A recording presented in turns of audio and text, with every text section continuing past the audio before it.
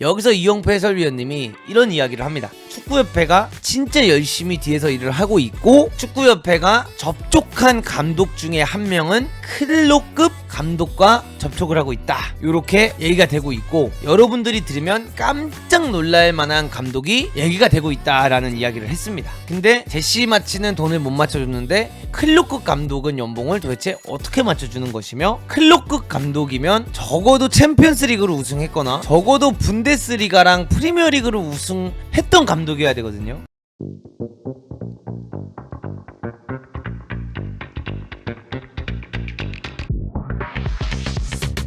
이게 신기하게도 기사가 나진 않았어요. 막 엄청나게 많이 기사가 나진 않아서 여러분들이 잘 모르실 수 있습니다. 이거는 진짜 제 또 개인적인 여러분들 생각으로만 여러분들에게 말씀을 드리는 겁니다. 여기 이제 보시면 KBS 뉴스레터라는 프로그램이 있는데, 이 프로그램에 이용표 해설위원님이 이제 나오십니다. 이용표 해설위원님이 이 프로그램에 나오셔서 31분짜리 영상인데, 이 영상의 마지막 10분을 들어보면 여기서 이용표 해설위원님이 이런 이야기를 합니다. 축구협회가 진짜 열심히 뒤에서 일을 하고 있고, 축구협회가 접촉한 감독 중에 한 명은 클로급 감독이다, 클로급 감독과 접촉을 하고 있다, 이렇게 얘기가 되고 있고, 여러분들이 들으면 깜짝 놀랄 만한 감독이 얘기가 되고 있다라는 이야기를 했습니다. 근데 제시 마치는 돈을 못 맞춰줬는데 클로급 감독은 연봉을 도대체 어떻게 맞춰주는 것이며, 클로급 감독이면 적어도 챔피언스리그로 우승했거나 적어도 분데스리가랑 프리미어리그로 우승했던 감독이어야 되거든요. 근데 가장 중요한 게 뭐냐, 이거를 다 했어도요, 대한축구협회가 추구하는 7가지 선임 기준을 바라보시면 클롭은 국가대표 감독을 한 적이 없기 때문에 우리나라 국가대표 감독이 될 자격이 없거든요.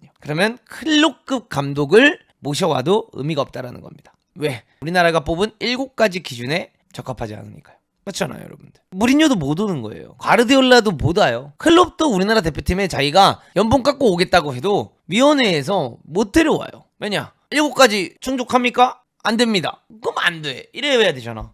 될 수가 없는 거예요. 제시 마치도 경험이 없어요. 좀 알고 말합시다. 그래서 안 왔잖아요. 7가지를 맞추지 못해서. 그래서 어쨌든 이용표 해설위원님이 이런 이야기를 했는데, 저는 이게 나오고 나서 솔직히 기사가 좀 났을 거라고 생각을 했거든요, 여러분들. 그래서 네이버나 이런 데 들어가면 기사가 났을까 싶어서 이렇게 한번 쳐봤어요. 이용표 클롭 이런 식으로 해서 한번 글을 써봤고, 아니면 이용표 해설위원 해서 최신순으로 이렇게 해보면 기사가 안 떠요. 이 인터뷰 한 게 충분히 기자님들이 이거를 물고 뜯을만 한데, 이거에 대한 기사가 하나도 안 뜨고 있어요. 그래서 저는 어떤 생각을 하냐면, 자, 첫 번째는 만약에 이게 진짜라고 하면 이건 또 잘못된 거야. 왜냐면 이게 만약에 실제로 우리가 진짜 클로급 감독이랑 접촉 중이라고 하는 게 사실이라고 쳐봅시다. 그럼 또 보안 유지 못한 거예요. 누가 됐던지 간에 진짜 또 축구협회 관계자 중 한 명이 이용표 해설위원한테 말을 한 거고, 그럼 이용표 해설위원이 이거를 또 나가서 유튜브에서 말을 한 거고, 이건 또다시 보안이 흘러나간 거기 때문에 결국 이거는 또다시 협상 테이블에서 우리가 불리한 위치로 갈 수 있는 상황이 된 거고, 그리고 두 번째는 이게 진짜 가능성이 없는 이야기이기 때문에 기사가 안 나오는 걸 수도 있고, 아니면 마지막은 이건 그냥 진짜 언론 플레이일 수도 있고. 그래서 제가 여러분들에게 그때도 보여드렸지만 한번 보여드리겠습니다. 트랜스퍼 마켓에 들어가면 어베일러블 코치스라는 게 떠요, 여러분들. 여기에 들어가면 현재 무직인 감독들, 능력이 있는 감독들이 쫙 나옵니다. 여기가 감독들의 PR을 하는 장소이죠. 여기 보면 일단은 프랭크 램파드 있죠. 클로급 감독이냐 아니냐 절대 아닙니다. 그레온 포터 절대 아닙니다. 마칼렐레 절대 아닙니다. 레브와 한지 플릭, 이 둘은 클로급 감독이라고 충분히 이야기할 수 있어요. 근데 이 둘이 지금 미넨 링크 떴었고, 레브는 좀 쉬고 있는데 이 감독이 과연 우리나라에 올까? 전 안 올 거라고 생각해요. 이 사람들은 독일 대표팀에서 연봉을 진짜 개세게 받던 사람들입니다. 안 옵니다. 콘테가 우리나라에 오겠냐? 안 옵니다. 그럼 나머지 사람들, 이런 뭐 알레그리나 이런 사람들은 절대 클로급 감독이 되지 않죠. 그리고 쭉 내려가 보면 이제 클로급 감독이 여기 한 명 더 있죠. 조셉 무리뉴 클로급 감독입니다. 뭐 최근에 FC 온라인에서 대한민국 팬분들과의 접촉도 있었고 대한민국 축구에 대해서 어떻게 생각하냐 그 얘기도 막 했었고 진짜 희망해. 그냥 막 정말 이러면은 진짜 희망해가 무버지야. 그럼 무버지 한 명. 그 다음에 두 번째가 저는 클럽급은 아니지만 그래도 가능성이 있는 사람은 사비가 아닙니다. 라찌오와 나폴리와 첼시에서 감독을 하는 줄담배 피는 사리 감독. 왜냐 이 사리 감독은 되게 열정적이고 도전적인 사람이에요. 그래서 흡연볼이거든요. 흡연볼. 사리 가능성이 있고 그 다음에 또 이렇게 쭉 넘어가면 요르겐 클린스만 여기 있고 쭉 내려가면 없어요. 여기 클로크 감독이 전혀 없고 한 명이 더 나오는데 그 사람이 누구냐? 라파엘 베니테스. 딱 요 정도예요. 진짜 클로크 감독이라고 치면요. 라파엘 베니테스, 조세 무리뉴, 그 다음에 사리는 그래도 급 높은 팀들에서 감독을 했으니까 요 세 명이 올 수 있는 리스트지 않을까 이렇게 생각을 합니다. 근데 돈이 없다며. 돈이 없어서 제시마치도 못 맞췄다며. 근데 일단 사리는 우리나라에 못 오는 게 사리 감독님은 우리나라에 오게 되면 일단 훈련장에 흡연 부스부터 만들어야 되거든요. 그래가지고 목동 종합운동장에서 운동장 돌면서 선수들이 운동하고 있으면 막 중계 카메라가 들어와도 사리 형은 일단 요거 담배 하나 물고 시작해야 돼. 근데 흡연 부스부터 만들어줘야 돼 사리 형은. 그리고 사리 형은 이제 막 파주가 됐든 뭐 일산이 됐든 아파트에 생활하시면 그 아파트에서 생활하면서 방에서 담배 개피시기 때문에 황풍구로 올라가가지고 윗집에서 내려와요. 그래가지고 막 뚝뚝뚝 뜯으니까 알고 보니까 우리나라 국가대표 감독이야. 그럼 뭐해 이제 막 커뮤니티에 올라오는 거야. 아랫집에서 담배 개펴서 내려갔더니 사리 감독이더라. 그래서 사리볼은 현실 가능성이 없어요 여러분들. 사리 감독님은 현실 감독성이 진짜 없고 그래서 무보지 베니테즈 이런 사람이 현실 가능성이 있냐? 없죠. 어떻게 있어. 그렇다고 뭐 레브나 한지플릭이 오겠냐고. 없어요. 저런 인터뷰가 난 좀 궁금해. 왜 저런 인터뷰를 했을까? 왜 이용표 해설위원님께서 저런 찌라시를 결국에는 찌라시나 다름이 없는 거잖아. 왜 저거를 흘린 걸까? 도대체 무슨 생각이셨을까? 그렇지 않나? 아니 이게 좀 확신에 찬 말투로 클로크 자기가 생각했을 때는 클로크 감독이다 이렇게 말씀을 하셨단 말이야. 근데 그렇게 말을 했다는 것 자체가 우리가 이제 이런 거에 들어가서 추측을 해볼 수가 있고 이렇게 추측이 되다 보면 그 사람이랑 협상도 아직 제대로 안 되고 있는데 또 기사가 나가게 될 거고 그런 기사가 나가기 시작하면 또 그 사람이 그거를 사용해서 협상을 자기가 더 유리한 포지션을 하게 될 거며 그렇게 되면 결국 또다시 협상에 실패하게 될 거지 않을까.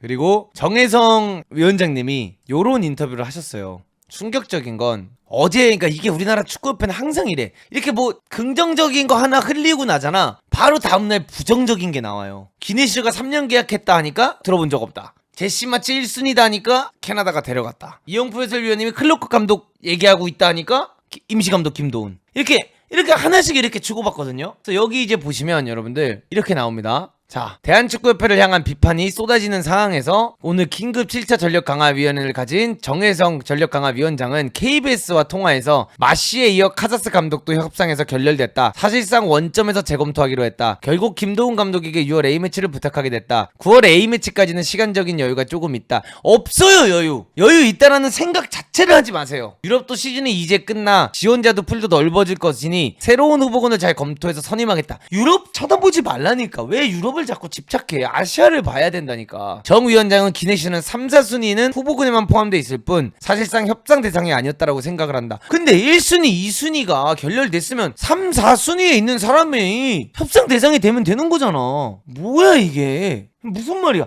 그러면 도대체 후보군에 7명을 왜 뽑은 거야? 그럴 거면 3순위, 4순위를 왜 정해? 이해가 안 되네. 정 위원장은 기네슈 3, 4순위는 협상 카드로만 가지고 있었을 뿐이고 저희 전력강화위원회는 마시와 카사스 1, 2순위 후보 중 당연히 선임될 거라고 봤다. 협상은 대한축구협회의 일임한 상황이고 정관상 전력강화위원회는 협상 단계에서 개입할 수 없는 상황이었다라며 후보군 선정 이후 협상 과정에서 정작 배제된 반쪽짜리 전력강화위원회의 현실을 아쉬움을 토로했다. 정 위원장은 자신 포함한 전력강화위원들은 한국 축구를 위해 최상위의 후보군을 찾는 데 노력하고 집중하고 있으니 축구팬들에게도 조금 더 믿음을 가지고 기다려달라고 부탁했다. 솔직히 너무 힘듭니다. 정말 힘듭니다. 이해를 해주셨으면 좋겠습니다. 한국 축구에 필요한 분이 어떤 분인지 전력강화 강화 위원들 10분과 함께 정말 열심히 노력하는 중입니다. 정혜성 위원장을 필두로 전력 강화 위원회는 조만간 다시 소집돼 9월 A매치를 목표로 또 한 번 새로 감독 선임의 작업에 들어갈 예정이다. 전력 강화 위원회가 최상의 후보군을 추려서 전달해도 이를 번번이 무산시키고 있는 대한축구협회 협상력에 대한 비판이 여론이 겹쳐지고 있는 가운데 전력 강화 위원회가 협상에 참여할 수 없다면 9월에도 이번과 같은 총극은 반복될 것이라는 우려가 목소리가 점점 거세지고 있다. 아니 힘들면 내려놓으시면 돼요.